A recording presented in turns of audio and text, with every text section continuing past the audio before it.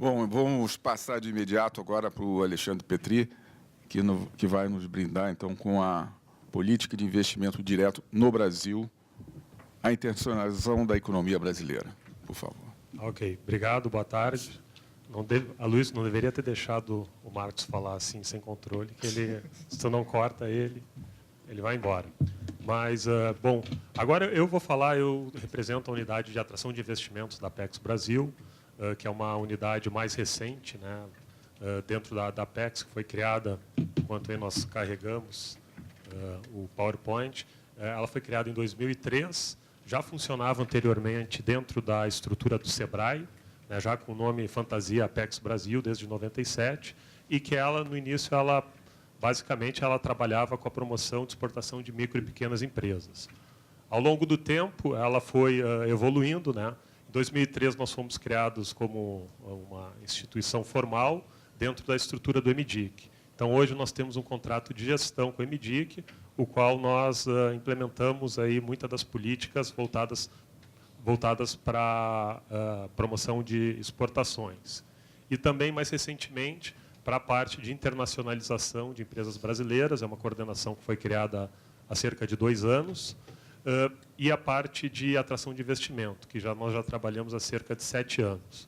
No início, de uma forma bastante reativa, quando, há 7 anos atrás, então, em 2005, 2006, o Brasil se tornava, né, era visto pelo mercado internacional como um potencial destino de investimentos para o seu mercado, para suas matérias-primas. O Brasil passou a receber, e o governo federal, muita demanda de empresas estrangeiras por informações sobre o Brasil, sobre os estados, sobre todo tipo de legislação, informações econômicas. Então, a unidade de investimentos dentro da Apex Brasil passou a fornecer essas informações aos investidores. Certo? Então, o trabalho que a gente desenvolve, né, junto a esses investidores, nós apoiamos eles no sentido de fazer a localização dentro do Brasil, entender qual é o modelo de negócios deles, identificar no país inteiro quais são as alternativas existentes. Então, esse trabalho nós já fazemos há algum tempo, já estamos trabalhando aí há um ano e meio com a GDI, já levamos muitas vezes aqui o pessoal da GDI, do Badesul, para participar em processos, né, de seleção de empresas internacionais com interesse no Brasil, o Estado apresentar aqui a sua potencialidade, né? E uma pergunta que nos fazem sempre, né? Bom, e como é que a Apex diz quais são os estados, né, que vão participar desse processo seletivo? Isso é uma questão que sempre nos vem. Mas, assim, a maneira pela qual nós trabalhamos, nós procuramos entender quais são as necessidades do investidor e onde no país existem alternativas para aquele modelo de negócio. Então, não faria sentido uma empresa de semicondutores levar para o Acre apresentar uma proposta para esse estado, né? Então, a gente sabe que alguns setores, os estados têm suas competências, suas vocações, e nós procuramos trabalhar muito próximo dos estados para entender quais são essas vocações, para quando o investidor chega, nós podermos apresentar essas alternativas. Então, é importante para nós essa rede, contato com parceiros, o trabalho esse de identificação, a organização de visitas, né, das empresas aqui ao Brasil. Nós fazemos isso, às vezes, na Apex e trazemos os estados para fazer suas apresentações. Outras vezes, nós vamos ao campo mesmo, levando esse investidor com a gente. Bom, como eu disse, nós começamos o nosso trabalho com a parte que nós chamamos tecnicamente aí no jargão da atração de investimento de facilitação, que é a atração reativa, quando o investidor bate na nossa porta. Depois, no momento mais adiante de evolução da própria unidade, de estruturação dela, nós passamos a perceber, bom, o que nós queremos atrair proativamente. E aí até eu vou me valer de muitos conceitos aqui que o Ricardo comentou hoje de manhã, eu acho que foi também pelo André? André, isso, desculpa. O André, os dois Andrés, eles mencionaram, né, que nós temos que sair dessa parte reativa e o Estado e o país trabalhar de uma forma proativa. O que nós queremos trazer para o país e para cada um dos estados? Então, nós criamos, na verdade, uma coordenação de promoção proativa de investimento. E qual é a maneira que a gente trabalha? A gente definiu alguns setores prioritários, muito alinhados, em grande parte, com a PDP e, mais recentemente, com a PBM, né, que também foi objeto aqui de comentário aqui da BDI. E nós definimos inicialmente sete setores prioritários para fazer esse trabalho. Então, qual é as características deles? Eles são intensivos em tecnologia, em novas tecnologias, metodologias, processos, que eles estão naquela coluna que aqui o Alvarez apresentou, na coluna bem da esquerda, né, que são os de alto impacto tecnológico e agregação de valores. Então, nós começamos a trabalhar inicialmente com semicondutores e displays, que aqui o Rio Grande do Sul ele é bem alinhado com esse setor aqui dentro do Estado. Petróleo e gás também é outro que tem muita convergência com o Estado. Real estate, soluções ambientais. E fomos seguindo aqui todos esses segmentos, né, que eu acho que eles estão muito alinhados aqui com o Estado. Depois eu vou falar como é que é esse processo de promoção proativa, que eu acho que o André aqui já antecipou hoje bastante, é bem próximo do que ele nos apresentou mais cedo. E aqui, para finalizar, isso aqui são 9 setores que nós estamos estudando trabalhar a partir do próximo ano. Então, nós ainda não temos ainda especialistas aqui dedicados, mas a gente quer procurar entender se esses setores, quais os segmentos que fariam sentido nós atrairmos para o país. E é importante aqui, nesses trabalhos setoriais, a gente vê cada vez mais a aproximação com os estados. Porque o investimento, a gente sempre diz, não vai para Brasília, onde nós estamos, né, localizados. Ele vai para um estado da federação. Então, a aproximação com os estados, ele nos permite construir uma proposta para o investidor muito mais fidedigna com a realidade. Se nós formos fazer isso isoladamente, a gente acredita que a nossa possibilidade de sucesso ele é menor. O Estado ele tem um conhecimento local das particularidades, questões de logística, questão de cadeia de fornecedores, ele tem muito mais acesso a essas informações e, portanto, assim, esse trabalho de promoção proativa ele é muito importante que a gente faça em conjunto. Uma etapa terceira, né, que eu falei que a gente começou com facilitação, estamos trabalhando com promoção proativa de setores e um outro leque aí de serviços que nós começamos a nos envolver mais recentemente é com o mercado de Venture Capital e Private Equity. Isso começou inicialmente com um convênio com a BVCAP, que é a Associação Brasileira de Private Equity e Venture Capital, em que nós, assinando um convênio com eles, nós apoiamos atividades no exterior para atração de fundos para os fundos nacionais. Então, o que nós estávamos querendo? Captar recursos no exterior para os fundos gestores brasileiros de Venture Capital e Private Equity. Então, é um trabalho que ele tem hoje, está entrando aí no 4º ano. Ele já foi responsável pela captação medida pela BVCAP em torno de 3 bilhões de reais, por meio dessas ações que a gente tem feito no exterior, para os fundos brasileiros gestores. Outra atividade que vai ocorrer semana que vem é esse Export Forum, que também ele tem relação com a rodada de investimento. O que nós estamos fazendo?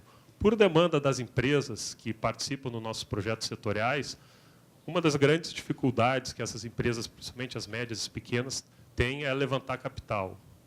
Então, essa já é uma demanda que existe em todos os setores, em todas as regiões do país, e até mesmo a gente vê quando algum investidor médio e pequeno vem para o país, ele muitas vezes tem dificuldade de conseguir um financiamento. Então, o que nós estamos nos propondo aqui? Nós estamos nos propondo em trabalhar com as empresas brasileiras para elas formularem um projeto para receber fundos de investimento. Uma outra particularidade que a gente encontra nas empresas é que elas não têm muito know-how de como solicitar para um fundo de private equity ou venture capital recursos. Eles têm um produto bom, têm uma ideia boa, mas eles não conseguem formular um business plan para apresentar para o investidor. Então, nós estamos trabalhando numa ponta, capacitando empresas brasileiras para produzir esses business plan e, por outro lado, buscando fundos de investimentos internacionais para a realização de rodadas de investimento. Então, de um lado, nós juntamos a empresa nacional que precisa de capital, e, do outro lado, nós trazemos os fundos de diversos países, também os nacionais, e fazemos o que a gente chama a rodada de investimento. Uma primeira rodada vai acontecer semana que vem, e nós fizemos também uma segunda rodada, na verdade, que nós, semana passada, durante o Simbrax, que foi o Simpósio Brasileiro de Comércio e Serviços em Brasília, nós fizemos a primeira piloto de colocar empresas brasileiras junto desses fundos de capital. E assim a gente espera, a gente teve nós tivemos assim bons resultados preliminares aí de negociações já abertas. Essa metodologia de capacitação das empresas a gente obteve junto com a FINEP e a BVCap. A FINEP já faz isso há alguns anos.